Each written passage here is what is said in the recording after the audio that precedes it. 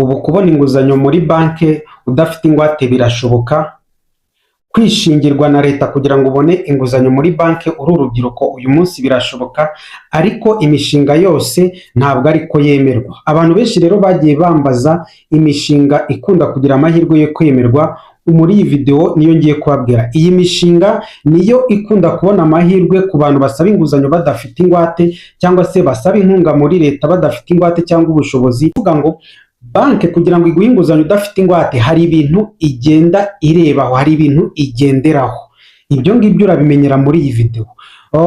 Leta nayo kugira ngo ikwishingire cyangwa se kugira ngo itere inkunga umushinga wawe udafite ingwate, ube washobora kubona inguzanyo cyangwa se ube washobora kubona inkunga, nayo hari ibyo irebaho, hari ibyo igenderaho.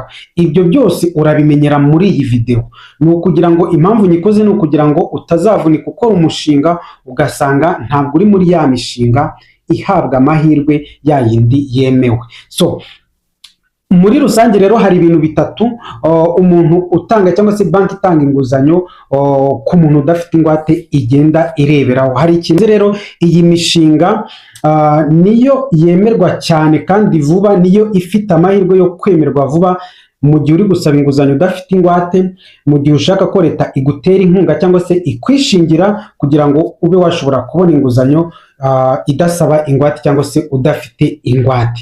Hari abantu benshi rero bangirwa inguzanyo kubera yuko nta ngwate bafite, noneho bikagerekaho no kuba imishinga bafite atari muri ya yindi ngiye kubabwira. Rero kurikira kugira ngo umenye iyi mishinga ushobora gukora.